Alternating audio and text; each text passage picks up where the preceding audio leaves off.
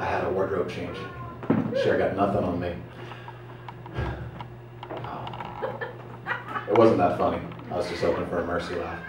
Anyway, not even from bang for one from the drummer. Wow, that's cold, but that's all right. That's all right. We've been going through this series. This will be the second installment of the series called "You Talking to Me."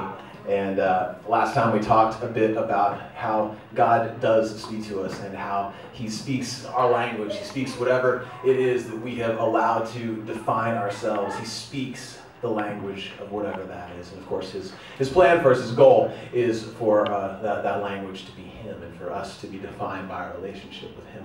But sometimes that's a journey. And so, so last week we used Robert De Niro from Taxi Driver, and so this week we're using Clint Eastwood. This is from Pale Rider, which is one of the all-time greatest movies of all time, because he is what? Anybody seen it? He's both, yes, a preacher and a gunfighter. So it's inspiration to Bible school students everywhere. But and just this is an aside.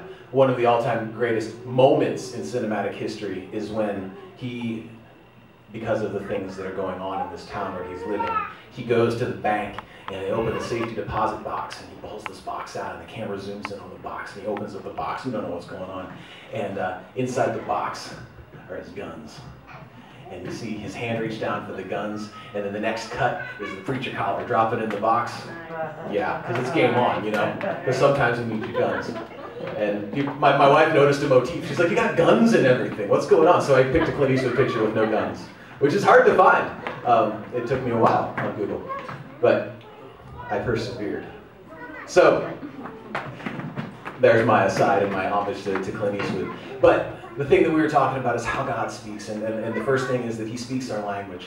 And so I want to go backwards from, we talked about the beginning of the church last time, and I want to go backwards about 1,500 years, give or take, a couple of centuries, depending on which archaeologists you believe about things. We'll go back a long way, and we're going to talk about Moses, because Moses is a cool dude, and Moses is the reason that we're talking about Clint Eastwood, and we'll get to that in a minute. But have you seen Prince of Egypt or the Ten Commandments every year when it comes on TV? You've seen one of those, right? Somebody? Okay. And so you got a kind of an idea, sort of, a rough idea of how the story goes. And here's the basic thing. Pharaoh has all of the Israelites as slaves. He's using them to do lots of stuff, like build cities named after him and things like that. And that's not killing them off fast enough. And they're actually reproducing, they're having lots of babies, and they're thriving, and he's worried that because of what he is doing to them, that they will, potentially cause an uprising. And so he decides that, at this particular time, he wants to kill every male Hebrew baby. He actually tells the moms that they have to throw them into the river, which is not a cool thing. And so this is the order that goes out, and Moses' mom saves him. She puts him in a basket, and he floats down the river, and Pharaoh's daughter finds him, and she rescues him, and she isn't able to have kids, and so she rescues him and adopts him as her own. And she knows his heritage. She knows where he came from, but he becomes hers. And because she's Pharaoh's daughter, it works out okay for her. And so Moses grows up as basically the grandson to Pharaoh. And so he grows up with just everything you could possibly imagine. He's a prince. He's actually the heir apparent to the throne. Funny thing is, which is crazy, because he's the one supposed to be killed. But so he grows up, and so obviously he must distinguish himself to some degree in order to be in line for the throne over other people who are related by blood, but he does. And so he's got the best schooling. He's got the best military training. He's got everything going for him. And when he turns 40 thereabouts, he decides that he wants to see what's going on with the other Israelites. He says he went out.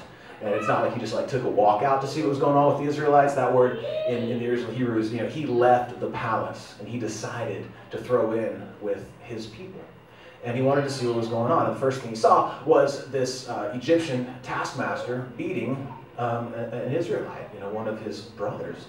And so he does, what you do, right? You kill the Egyptian. And so he kills the guy and buries him in the sand, which seemed like a sound plan to him because he didn't think anyone was looking. And then the next day he goes out, and some of the Israelites now are fighting among themselves. which, if any of you know the rest of the story of Moses, this is like the rest of his life, right? Is dealing with Israelites fighting each other. But he says to him, he says, hey, why are you fighting? You know, why is brother against brother? And they say, what are you going to do? You know, or who made you the boss of me, basically, is what they say to him. And then he says, you know, and he's just like, stop hitting each other, you know, just like, you know, parents say to their kids. And I had to say to my kids in the back seat of the way up here, like, how can you even hit each other in car seats? How can you even, anyway.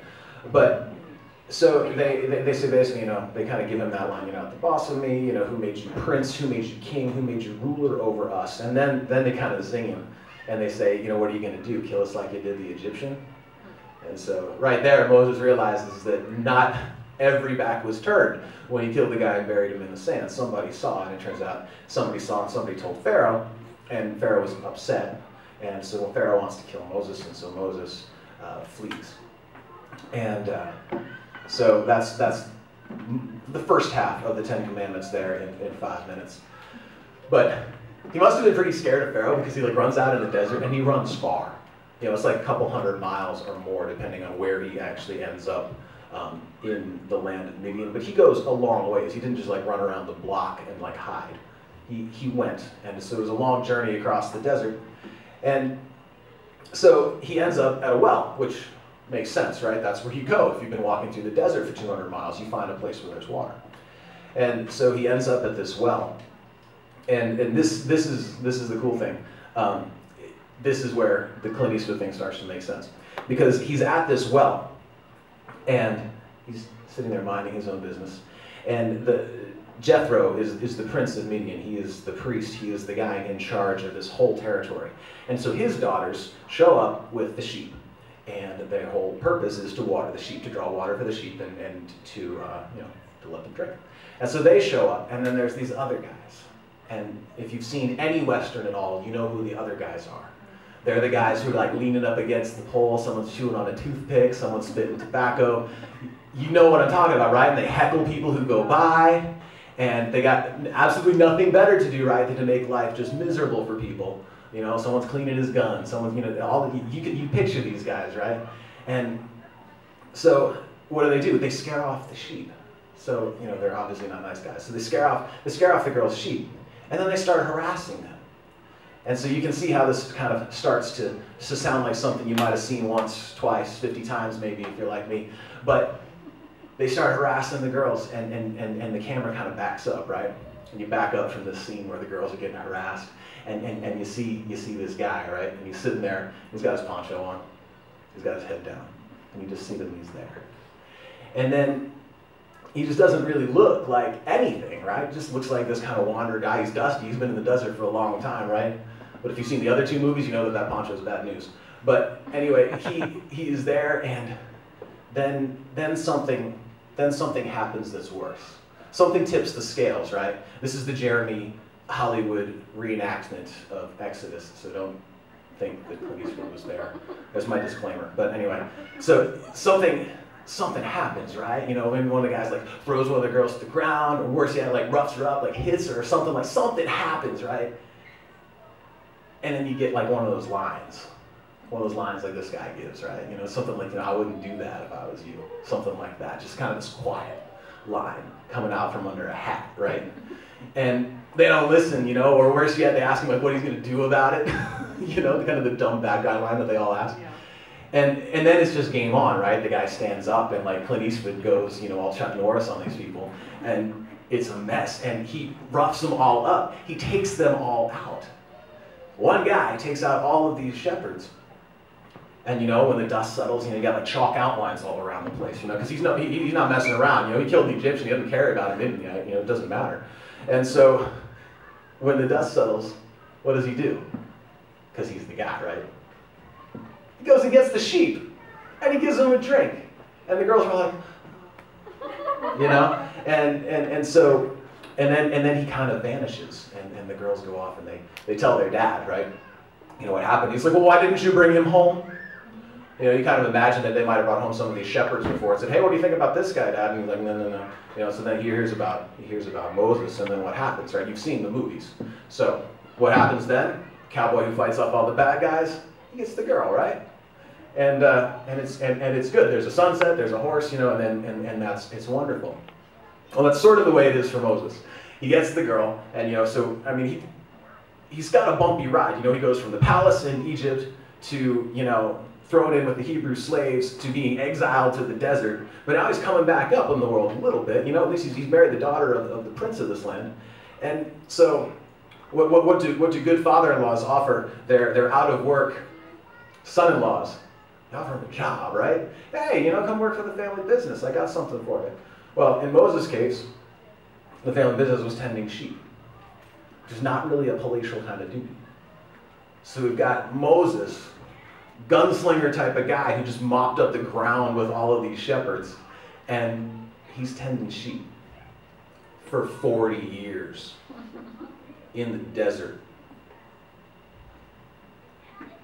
And we think maybe you had like a bad summer job one time. I mean, Moses' summer lasted 40 years. He's watching sheep.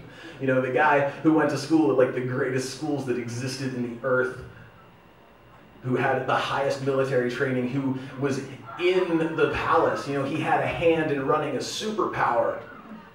He's making sure that he ends up the day with as many sheep as he started the day for 40 years. And this is just the way God works sometimes, and now everybody's kind of scared, and they're like, oh no. But sometimes God has to strip some things away to get our attention. And Moses was this kind of guy. He knew what he was about.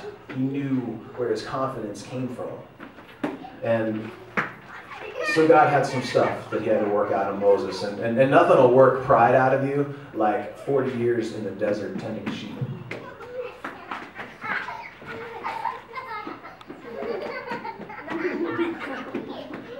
But he's Moses, right? So he rolls with it, right? You know, because he's Moses. They make movies about him, and then they animate them.